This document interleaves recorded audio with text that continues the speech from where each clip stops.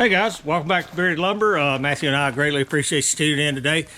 I hinted to this earlier in a couple videos that during and after the hurricane, we were not pleased with our local connectivity through the local phone service. So I have went and done what thousands and thousands of Americans are doing and purchased Starlink. Now, I've not opened the box. To be honest with you, it's been here 2 weeks. We've been so busy sawing, hadn't had time to get to it. It's actually Friday afternoon, late, and we're gonna open it up and see if we can make it happen. So hang on, we'll be right back.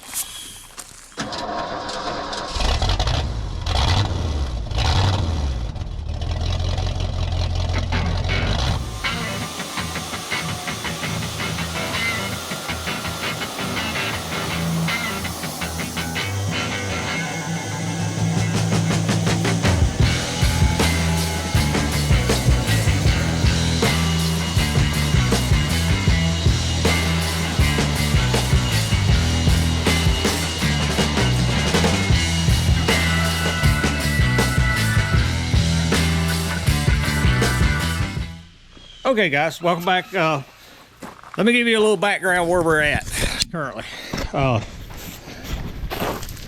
There's Vader and Leroy hanging out. Our intended mount is my old satellite dish. We're going to throw the dish away and use the mount. We're going to move it to the other end of the house, but Matthew's currently dismantling it. But we had to do a little bit of aggressive pruning. You can see a stump right there. That maple's gone. There's a stump right there. That maple was dying. It needed to go. And right around the corner of the house, there was another one. We just got done taking those down and cleaning the mess up for two reasons. This post-Hurricane Helene cleanup, they're too close to the house. They could have caused some major damage if it uprooted.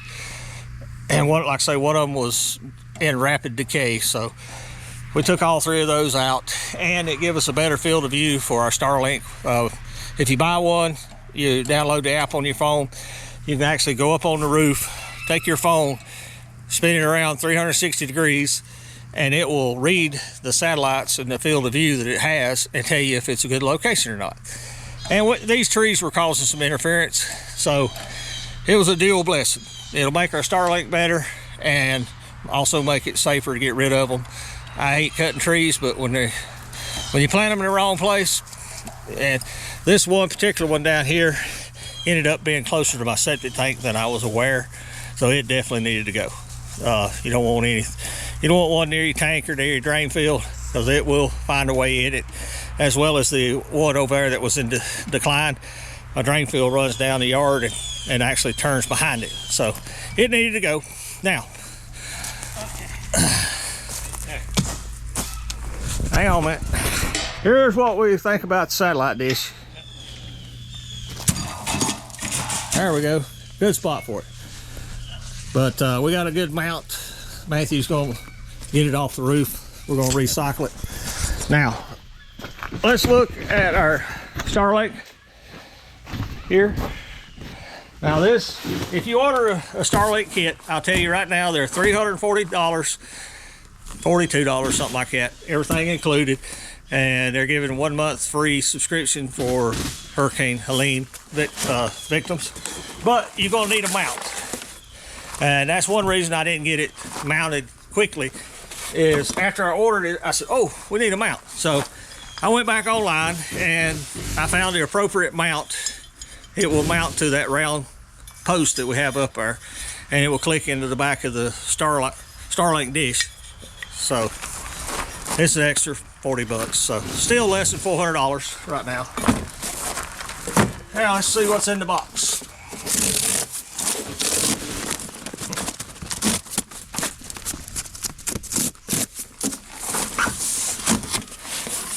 There it is.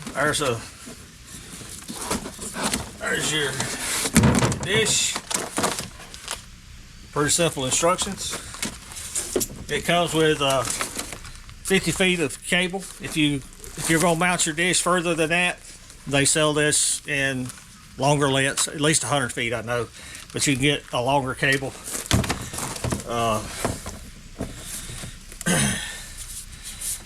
Oh, that's nice. That's your inside router. Power supply for your router. Cool. Okay. We'll have to do a little studying here. Okay. There we go.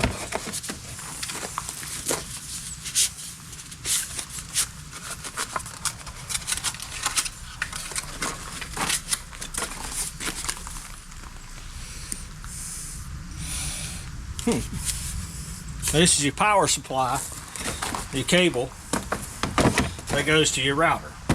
So that's everything that's in the box. Like I say, it has some very simple, detailed instructions. Yep, and you can use your phone. Once you have the app on your phone, you can use the phone to help dial in the appropriate, I don't know the proper word, azimuth or whatever, proper degrees. Now, our mount, it comes with some hardware. Yeah, clips and screws. That's nice of them. Even got the Allen wrench to tighten it up with, and the instructions on how to mount it properly to your receiver. That's not all bad. I don't see a problem with that. So, if you can read the picture diagrams, you can make it happen. So, get our receiver out here and see what it says to do to put our bracket on it.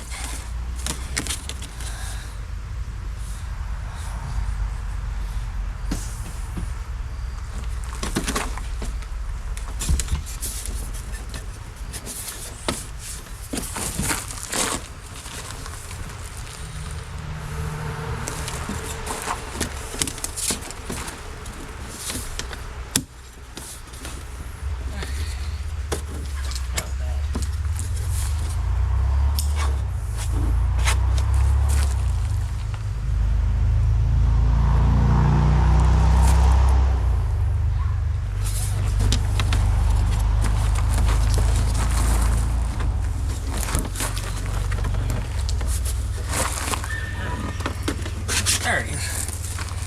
Okay. I did what the picture said, but it took a lot of effort. It's got two little locking tabs here. You have to really squeeze it hard and pull this mount out, and we're going to reinstall this one. Now, before you install this, you need to put the power cord, your ether cable in.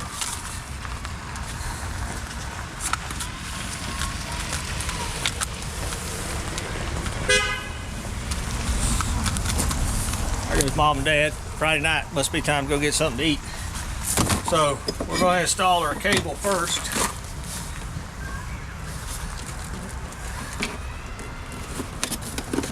Okay.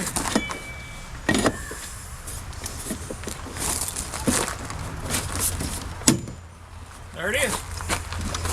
That's ready to mount on our bracket that we have on the roof. So that's going to do it for now. But let me get all this set up and we'll take you up there where we're working. Be right back. Okay, guys.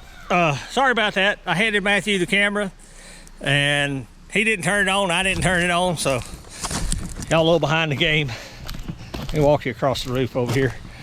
Our old satellite dish was in the corner, and the best location for it on the roof was out here. Get you situated. We don't want you falling off the roof. So we relocated our satellite dish mount to here. And it's a good location to kind of give you a point of view why I put it here. If you're buying one of these systems, this is what you're looking for. Field of view from right here all the way to the wood line here, as well as up here, is a good enough field of view according to my app. Oh shoot, I had it up. Here's what my app says. my obstructions are. Have just a little bit on the northeast corner, and that is over top of Matthew's head. That is showing right up in here. Just read a little of this. Now, I did learn by watching some other YouTubers that their system is intuitive and it will learn your obstructions over time, and it will try its best to drop off of this satellite over here before it hits the obstruction and pick up another one coming into its field of view on the other side. So, but according to what I've done, this should be an adequate signal here. Let me give Matthew the tool. It's nice enough to send the Allen wrench. Which way you want to go? I have it pointed basically north. Okay. Once we get it run down into the house, we can fine tune it a little bit.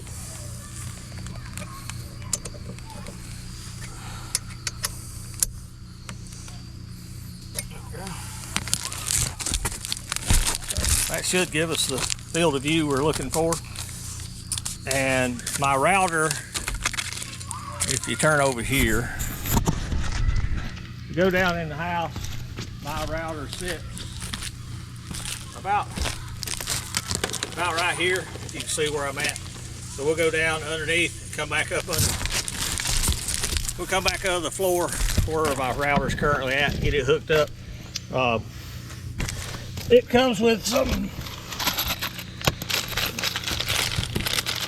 nice screws.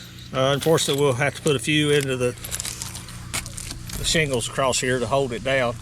I'm probably going to go right over here to where the chimney is and go down under the house. I already have an access point. So let's get that run. We'll come back and hopefully fire this thing up and see how it's doing.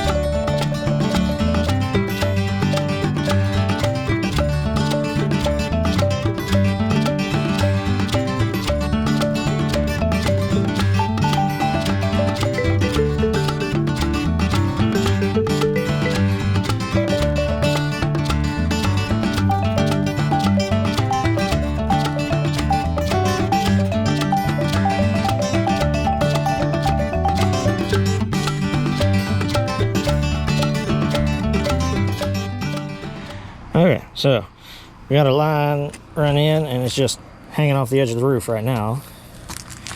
We're gonna take it along underneath the gutter over to the chimney where that line is coming down, attach into that line, and then go under the house.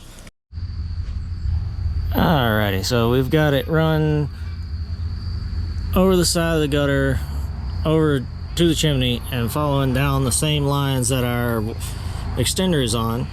We got it going in the house here, but once we got into here, we ran out of cord because we needed to go all the way over there to where our old router was. We're gonna change it, and it's actually gonna end up basically right beside this window inside. We're getting the drill bits and everything together. We're gonna go inside and drill a hole, route everything over to it, and get it all plugged in. Okay guys, we got our Starlink run into the house. Everything's powered up. It's calibrating. It said it could take up to a couple hours, so it's getting late, it's getting dark. Probably just leave it alone, let it do its thing, and we'll come back in the morning and see if it's ready to run. So it'd be just a few minutes for you, or a few seconds. It'd be next day for us. So hang on, we'll be right back. Okay guys, welcome back. It's gonna be the end of this video, I promise. We've been a few days slacking getting to it, but we are here. I'm gonna start this running while we're standing here talking. Starlink's been up and running about a week for us, really. It's gotten better over time. I've watched some videos myself, and guys said that it's intuitive enough that if you've got some instructions or whatever, it will learn them and get better, and it has. But I'm currently running a speed test. It's a little slower than it was this morning. Got 38 megabytes of upload and 13.3 download. Okay, I run it this morning, it was over 160. So it depends on what satellite it's chasing and how many people's on that satellite. It comes and goes. Here's our instruction map. If you look at it, you can see where my dish is set up. Over in one corner, I got a real tall tree, just a little instruction, but as far as Starlink's concerned, it says I have a clear view. Check the alignment. The dish is aligned as good as they say. So all in all, I'm tickled to death with it. It works. It don't go out when we have thunder and lightning or heavy rain. I'm in control of whether it has electricity, so I have a generator. If we don't have electricity, we'll have internet. If we have internet, then we have connectivity. Stay connected with our phones, stay connected with you guys. Hopefully Matthew can upload some videos. He's currently looking at he's got a Wi-Fi extender to pick up signal at his house. We'll see how that works. May do an update on it later, but cost and value, yes, it's more expensive than your local internet provider. If you're in a downtown metropolitan area, it's not for you. They're not going to sell it to you, more than likely. But out here in rural America, where we're still depending on old mobile technology from the 20s and 30s, a copper wire, it is a great upgrade. As long as we have electricity, it works. As long as the satellites are orbiting the Earth, it'll work. And these are Generation 1 satellites. We're looking forward to the Gen 2 sats that should be even better connectivity. But I guess, I'm happy with it. Other than the fact it's a little more pricey than what I was paying for. It's cost of doing business. We went a week, 10 days without internet. That's aggravating. Not so much that I couldn't play games, couldn't do this, that, and the other. I just was not connected. I couldn't make a phone call. I couldn't answer a phone call. Our business lives and dies off phone calls. And our business card's got my name, Matthews, on it. If they can't get me, they can call him. I had a guy call him this morning. So, we need to be connected. And I'm sure the rest of y'all like to be connected, especially in times of emergency. And that's what prompted me to do it. I have considered it for a year, and I'll be honest with you, the main factor was the cost. I had to pay up front to buy the equipment. Time you buy satellite and a comparable mount, you're going to be about $400. We got a break on our first month's subscription because of the hurricane, but if you don't have that, then you're going to pay the $120 first month subscription up front. I'm happy with it, tickled to death. So anything, Matthew? If you're living in rural America and you have a problem with your phone service, I suggest you get it. Matthew might show you a shot where the dish is on top of the house. I don't know if he can zoom in, but I forgot that was in the video, you've seen it, but we took our old satellite dish receiver and repurposed it. So that's great. That's gonna do it for today, guys. Can't tell you enough how much I'm glad to have it. So that's gonna do it. We'll see you back at the mill. Thank you for watching. Here's a video selection and a playlist suggestion. Click here to subscribe for more great content. We'll see you at the mill.